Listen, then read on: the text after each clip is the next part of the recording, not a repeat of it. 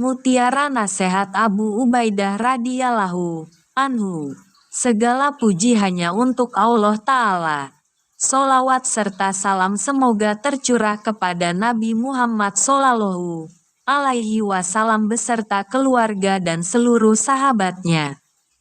Dia adalah salah seorang pembesar sahabat yang memiliki kedudukan penting di sisi Rasulullah Sallallahu Alaihi Wasallam. Salah seorang dari 10 orang yang dijamin masuk surga. Menghadiri perang Badar, Uhud, dan semua peristiwa penting bersama Rasulullah Sallallahu Alaihi Wasallam, serta berhijrah ke Ethiopia yang kedua. Salah satu dari 5 orang yang masuk Islam di hari yang sama di hadapan Asy-Syiddiq radhiyallahu anhu. Dia termasuk salah seorang yang mengumpulkan Al-Qur'an petik terbalikan.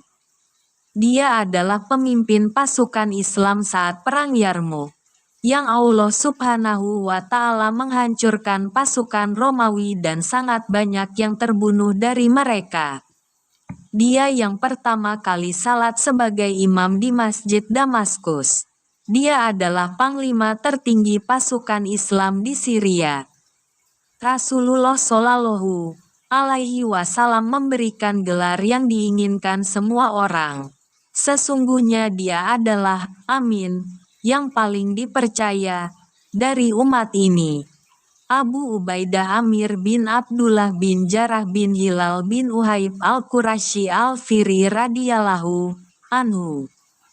Dia meneruskan catatan perjalanan hidupnya yang cemerlang setelah wafatnya Rasulullah Shallallahu Alaihi Wasallam bersama Asy-Syiddiq radhiyallahu anhu yang dia masuk Islam lewat tangannya, maka dia adalah sebaik-baik pembantunya. Kemudian dia meneruskan torehan sejarah emasnya bersama Umar radhiyallahu anhu, sehingga Umar radhiyallahu anhu berkata padanya, "Jika aku meninggal dunia dan Abu Ubaidah masih hidup, aku akan menunjuk dia sebagai penggantiku. Jika nanti Allah Subhanahu wa Ta'ala bertanya kepadaku, kenapa engkau menunjuk dia sebagai khalifah terhadap umat Muhammad Sallallahu Alaihi Wasallam? Aku akan menjawab, sesungguhnya aku mendengar Rasulmu bersabda, sesungguhnya bagi setiap nabi ada seorang amin, yang paling terpercaya, dan aminku adalah Abu Ubaidah bin Jarrah." Abu Ubaidah radhiyallahu anhu wafat sebagai syahid dalam wabah tahun Amwas pada tahun 18 Hijriyah. Ketika ia sudah terkena tahun, ia memanggil umat Islam. Mereka datang kepadanya. Lalu ia berkata kepada mereka, "Sesungguhnya aku memberi wasiat kepada kalian semua. Jika kalian menerimanya, niscaya kalian tetap berada dalam kebaikan selama hidup dan setelah wafat. Dirikanlah salat, tunaikanlah zakat, berpuasalah, bersedekahlah, laksanakanlah haji dan umrah, sambunglah tali silaturahim dan hendaklah kalian saling mencintai. Bersikap jujurlah kepada pemimpin dan janganlah kalian menipu mereka. Janganlah kehidupan dunia melalaikan kalian. Maka sesungguhnya seseorang jikalau dipanjangkan umur 1000 tahun, namun pada akhirnya ia kembali seperti kondisiku saat ini yang kalian lihat, akan wafat. Sesungguhnya Allah Subhanahu wa Ta'ala telah menentukan kematian terhadap anak cucu Adam alaihi salam.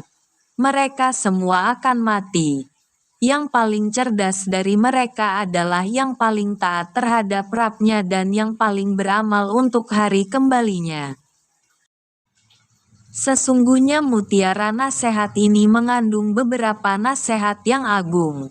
Dia mengingatkan tentang rukun agama Islam ini, yang tidak berdiri kecuali di atasnya, salat, zakat, puasa dan haji.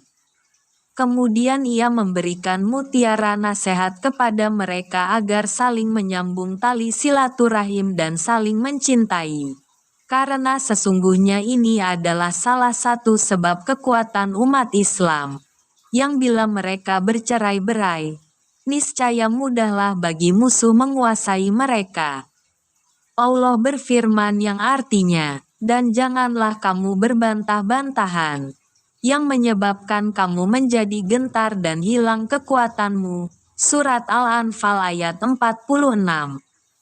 Kemudian ia mengingatkan satu fadilah keutamaan, dari dasar-dasar fadilah, yaitu jujur bersama para pemimpin. Karena sesungguhnya sikap jujur di antara pemimpin dan rakyat adalah tali yang kokoh, yang menghasilkan masyarakat yang kuat, taat kepada Allah Subhanahu wa Ta'ala dan memberi nasihat kepada para pemimpin dengan cara yang ma'ruf.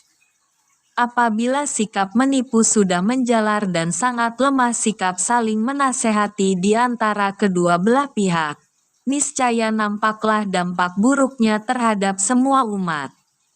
Tiadalah berita pemberontakan Khawarij yang tidak taat terhadap Amirul Mukminin Utsman radhiyallahu anhu kecuali merupakan contoh nyata terhadap yang disebutkan oleh Abu Ubaidah radhiyallahu anhu. Kemudian ia menutup mutiara nasihatnya dengan ungkapan yang menggambarkan metode zuhud yang sebenarnya. Bagi orang yang mengenal dunia ini, ia berkata, "Janganlah kehidupan dunia melalaikan kalian. Maka sesungguhnya seseorang jikalau dipanjangkan umur 1000 tahun, namun pada akhirnya ia kembali seperti kondisiku saat ini yang kalian lihat. Sesungguhnya Allah Subhanahu wa Ta'ala telah menentukan kematian terhadap anak cucu Adam alaihi salam. Maka mereka semua akan mati. Yang paling cerdas dari mereka adalah yang paling taat terhadap Rabb-Nya dan yang paling beramal untuk hari kembalinya.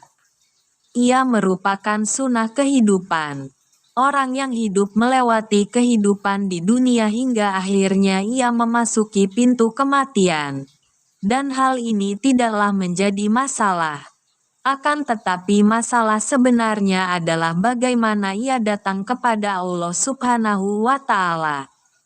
Sesungguhnya manusia paling cerdas, seperti yang dikatakan Abu Ubaidah radhiyallahu anhu, yaitu yang paling taat kepada Allah Subhanahu wa Ta'ala dan paling banyak beramal untuk hari kembalinya, hari akhirat. Karena alasan itulah, maka hendaknya orang yang berakal terus berusaha dan yang beramal terus bersungguh-sungguh.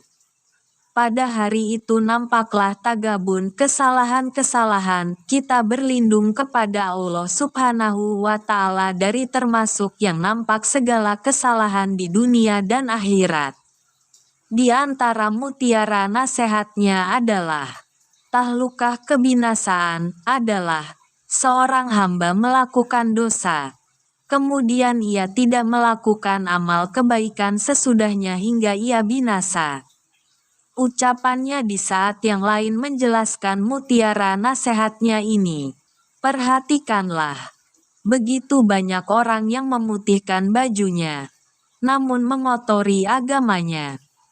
Perhatikanlah, betapa banyak orang yang ingin memuliakan dirinya, padahal ia justru menghinakannya. Perhatikanlah, segeralah menggantikan keburukan di masa lalu dengan berbagai kebaikan yang baru. Jikalau salah seorang darimu melakukan kesalahan sepenuh di antara langit dan bumi, kemudian ia melakukan amal kebaikan, niscaya kebaikannya berada di atas kesalahannya, sehingga ia mengalahkannya. Ini merupakan fik pemahaman dari Abu Ubaidah radhiyallahu anhu.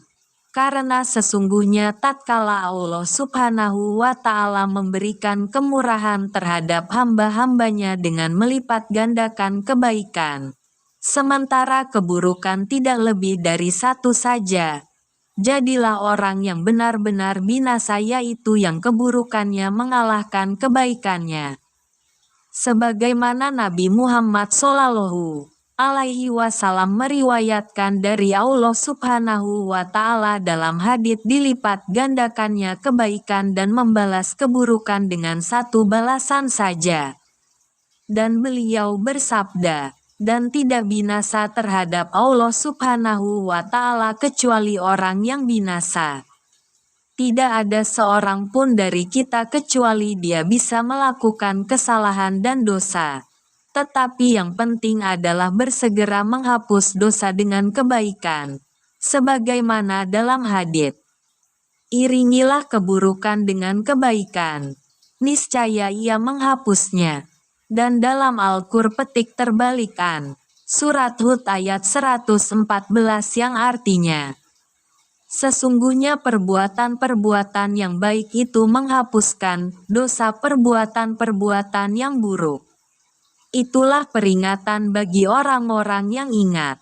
Sesungguhnya di antara taufik Allah Subhanahu wa Ta'ala terhadap hambanya bahwa ia segera melakukan amal solih ketika terjatuh dalam kesalahan. Dan sesungguhnya di antara rahmat Allah Subhanahu wa Ta'ala bahwa dia mensyariatkan terhadap hamba-hambanya beberapa amal yang menjadi penebus dosa. Dalam Sahih Muslim, dari hadits Abu Hurairah radhiyallahu anhu, ia berkata, Rasulullah Shallallahu Alaihi Wasallam bersabda, yang artinya, salat 5 waktu, salat Jumat hingga salat Jumat berikutnya, puasa Ramadan hingga puasa Ramadan berikutnya merupakan penebus dosa di antara keduanya, apabila dijauhi dosa-dosa besar.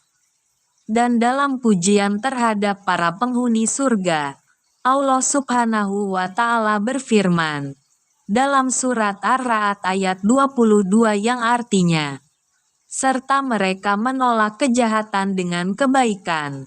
Ibnu Abbas radhiyallahu anhu berkata dalam menjelaskan maknanya, mereka menolak amal yang buruk dengan melakukan amal solih. Imam Al-Bagawi memberi komentar terhadap ungkapan Ibnu Abbas radhiyallahu anhu ini. Ia berkata, ia adalah makna firman Allah Subhanahu wa Ta'ala. Serta mereka menolak kejahatan dengan kebaikan. Ar-Ra'd ayat 22. Al-Hasan Basri rahimahullah berkata, mintalah pertolongan terhadap keburukan di masa lalu dengan melakukan kebaikan terbaru. Sesungguhnya engkau tidak akan mendapatkan sesuatu yang lebih menghilangkan keburukan di masa lalu selain dari kebaikan yang terbaru. Dan aku mendapatkan pembenaran hal itu dalam Al-Qur'an petik terbalikan. Serta mereka menolak kejahatan dengan kebaikan. Ar-Ra'd 22. Barangkali cerita taubatnya sang pembunuh 99 nyawa merupakan contoh nyata untuk hal ini. Sesungguhnya tatkala ia membunuh dan bertaubat, ia bersegera meninggalkan tempat yang buruk dan kampung kejahatan. Maka malaikat rahmat mengambilnya. Karena ia datang bertaubat dengan tulus ikhlas kepada Allah Subhanahu wa Ta'ala. Maka kepada setiap orang yang melakukan kesalahan terhadap dirinya dan setan memutuskan harapannya dari rahmat Rabb-nya, janganlah ia berputus asa. Laki-laki ini membunuh 99 orang. Maka ketika taubatnya benar, Rabb-nya memberi rahmat kepadanya. Kendati ia belum melakukan kebaikan lewat anggota tubuhnya selain berhijrah dari negeri keburukan menuju negeri kebaikan. Apakah cerita ini tidak menggerakkan jiwamu untuk meninggalkan maksiat dan menghadap kepada Allah Subhanahu wa Ta'ala untuk mendapatkan kebahagiaan sebenarnya? Di antara mutiara nasihat Abu Ubaidah radhiyallahu anhu, bahwa tatkala ia menjadi amir di negeri Syam, ia menyampaikan khutbah kepada manusia. Ia berkata, Wahai sekalian manusia, sesungguhnya aku salah seorang dari suku Quraisy. Demi Allah, sesungguhnya aku tidak mengetahui seseorang yang berkulit merah atau hitam yang melebihi diriku dalam ketakwaan kepada Allah Subhanahu wa Ta'ala, kecuali aku ingin menjadi kulitnya. Allahu Akbar. Alangkah indahnya ungkapan ini yang berasal dari seorang amir dari keturunan Quraisy. Sesungguhnya itu adalah pemahaman terhadap hakikat timbangan syariah.